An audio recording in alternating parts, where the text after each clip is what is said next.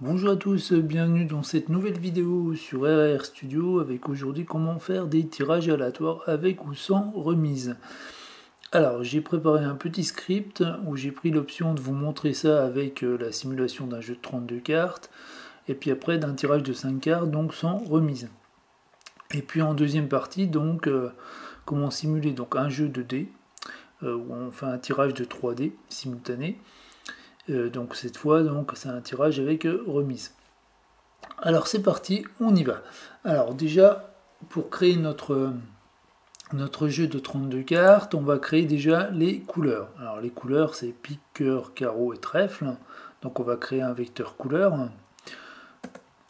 C'est parti, on vérifie que ça s'est bien passé. Hop, c'est bon, dans le vecteur j'ai bien pique, cœur, carreau, trèfle, tout va bien.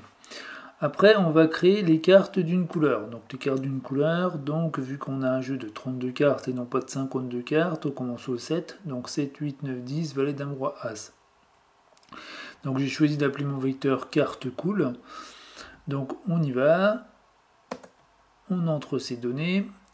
Et puis donc on va vérifier que ça s'est bien passé en appelant l'objet carte cool. C'est parti. Donc 7, 8, 9, 10, valet, dame, roi, as. C'est tout bon. Alors maintenant, ce qu'on voudrait, c'est le jeu de 32 cartes, mais sans les couleurs. Alors, c'est-à-dire tous les 7, tous les 8, tous les 9, etc. du jeu. Donc on va utiliser la fonction repeat. Donc rep, on met quel objet on doit répéter. Et puis on va mettre chaque objet, je le répète 4 fois. Donc each égale 4. Donc on y va, on appelle carte. Et donc j'ai bien 4 fois le 7, 4 fois le 8, 4 fois le 9, etc. jusqu'à 4 fois l'as. Alors à noter que si vous ne mettez pas each égale 4, je vais vous montrer ce que ça fait en fait si on ne met pas le each. Il va faire, vous mettez juste le 4 en fait, il va faire la même chose sauf que les 7 vont pas être regroupés, c'est-à-dire qu'il va faire une première fois le vecteur, il va répéter 4 fois le vecteur en fait, bout à bout, tout simplement, voilà. Je cherchais mes mots. Donc si je fais ça, vous voyez, la différence, c'est qu'il fait 7, 8, 9, 10, valet, dame, roi, as, 7, 8, 9, 10, valet, dame, roi, as, etc. 4 fois. D'accord? Donc là, ça a son importance, c'est pour la procédure suivante, en fait. Quand on crée notre jeu de cartes, il faut qu'on fasse un copier, en fait, un coller, pardon. C'est-à-dire, on va coller le vecteur carte, donc des cartes sans les couleurs, avec le vecteur couleur. Et comme ces deux vecteurs n'ont pas la même taille, ce qu'il va faire, il va prendre chaque élément de carte cool en fait, donc 7, 7, 7, 8, 8, 8, etc. Et il va coller avec couleur. Et puis quand le vecteur couleur sera épuisé, il repart au début. C'est-à-dire que le premier set va être collé avec pique. Donc il va me créer d'abord 7 de pique. Après le deuxième set, il va le coller avec cœur. Donc c'est 7 de cœur. Après il va faire 7 de carreau. Après 7 de trèfle. Après il va passer au 8 et puis il redémarre au début de couleur. Donc 8 de pique, 8 de cœur, 8 de carreau, 8 de trèfle. D'où l'intérêt d'avoir mis un peu plus haut ici dans le repeat, each égale 4 en fait, tout simplement. Donc ça nécessite, pour faire ce genre de manipulation, vous voyez, finalement on crée assez vite un jeu de cartes, voilà, c'est assez simple, mais ça nécessite de savoir comment R il va fonctionner. Quand notamment on doit coller, dans l'exemple là, quand on doit coller deux vecteurs qui n'ont pas la même taille, qu'est-ce qu'il va faire quoi. Donc voilà, donc on va créer notre jeu de cartes, on fait jeu, alors je l'ai appelé jeu, je ne suis pas très original, donc je colle, décidément, carte avec couleur, et je mets comme séparateur, donc cep égale l'espace. On y va, on appelle l'objet jeu pour voir comment ça s'est passé. Donc on a bien 7 de pique, 7 de cœur, 7 de carreau, 7 de trèfle, 8 de pique, etc. Jusqu'à as de pique, as de cœur, as de carreau et as de trèfle. Donc on a bien nos 32 cartes qui sont toutes différentes et c'est tout bon. Voilà. Alors maintenant si on veut faire notre tirage de 5 cartes, alors ça va être sans remise, puisque un jeu de cartes, on veut pas trop avoir deux fois le même as par exemple. Alors c'est bien pour les tricheurs, mais dans la vraie vie c'est pas trop le cas quoi. Donc on va utiliser la fonction sample, donc qui permet de générer un échantillon. tiré d'un objet donné en fait. Donc là l'objet ça va être jeu, je veux 5 cartes, donc je mets le nombre 5 derrière, et je fais replace égale false. Donc replace égale false, c'est pour dire qu'on va pas faire de remise. Et on y va. Donc là il me génère le roi de trèfle, le 7 de carreau, l'as de trèfle, le 9 de pique et le roi de cœur. Donc typiquement ce genre de choses, la fonction sample, vous pouvez l'utiliser si vous avez une liste d'identifiants et que vous devez faire un échantillon dessus, un tirage aléatoire dessus. Vous avez mettons 5 personnes à choisir parmi 100. Donc vous faites votre sample sur votre échantillon, 5, et puis replace égale false, puisque vous n'allez pas aller interroger 2 fois la même personne. Donc voilà à quoi elle sert cette fonction. Donc là, moi j'ai illustré ça avec des tirages de cartes, parce que après on adapte ça à tout, hein, tout simplement.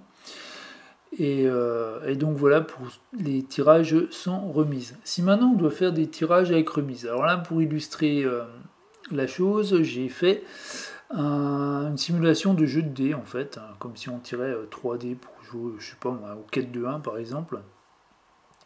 Donc là c'est comme si on tirait 3 fois le même dé en fait, hein, dé équilibré, hein, 3 fois de suite, et donc forcément il y a une remise quoi. C'est parce qu'on peut retomber plusieurs fois sur le nombre 1 par exemple. Donc pour faire ça, on fait comment? Bon, on crée déjà nos numéros. Et puis là j'ai choisi de les prendre comme chaîne de caractères, donc j'ai pris as.caractère, la fonction qui permet de transformer un vecteur numérique en chaîne de caractères. Donc du vecteur des nombres de 1 à 6. Je vérifie que ça s'est bien passé, j'appelle num, donc j'ai bien 1, 2, 3, 4, 5, 6, c'est tout bon. Après, ce que je vais faire, c'est que je vais faire mon tirage avec remise. Donc j'utilise la même fonction qui est sample. Donc je fais mon tirage sur num. Virgule. Alors le nombre de tirages, j'en veux 3. Et puis là, je veux un tirage avec remise. Donc je fais replace égale true. Et on y va. Donc là, il me génère 5, 5, 1. Donc vous voyez, le fait d'avoir mis une remise, hein, il m'a généré deux fois le nombre 5, ce qui est tout à fait possible quand on lance 3D équilibré, indépendant, au jeu de 4-2 hein, par exemple. Voilà, donc ça c'était pour vous montrer un petit peu comment on peut faire des tirages aléatoires. Donc je reviens un petit peu sur toutes les fonctions utilisées, parce qu'il y en a quelques-unes quand même. Donc c'est pour créer un vecteur, c'est de entre parenthèses puis les éléments du vecteur, donc ça je pense que vous connaissez comment créer un vecteur.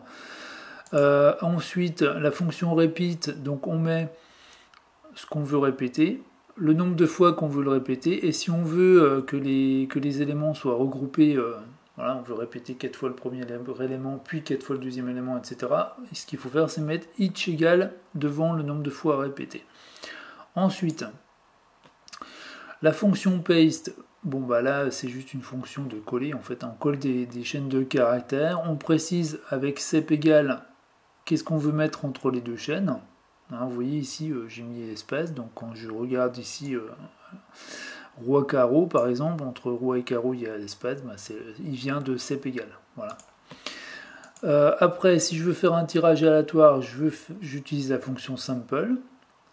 Je précise sur quoi je veux faire le tirage aléatoire, enfin dans quoi, le nombre d'éléments à tirer, et puis si j'ai une remise ou pas. Donc replace égale false, pas de remise, replace égale true, une remise.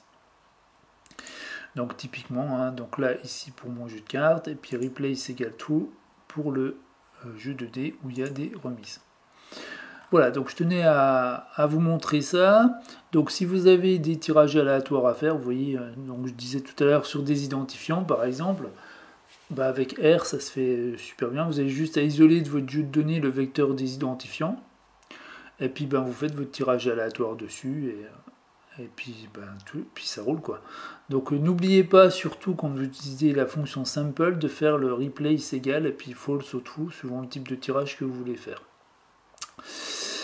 Voilà qui clôt cette vidéo. Alors un petit mot pour dire de ne pas hésiter à laisser des commentaires, dire ce que vous aimeriez voir dans les prochaines vidéos comme trucs et astuces ou comme petite méthode d'utilisation de RR Studio. N'hésitez pas à me dire ce que vous avez pensé de cette vidéo, et puis n'hésitez pas à vous abonner à la chaîne, et à la mailing list pour ne rien rater, des petits trucs et astuces inédits, plus des bons de réduction pour les formations que je vends, et puis les actus de la chaîne, de Facebook et compagnie. Voilà, donc n'hésitez pas. Moi, il me reste à vous dire donc à bientôt pour une prochaine vidéo.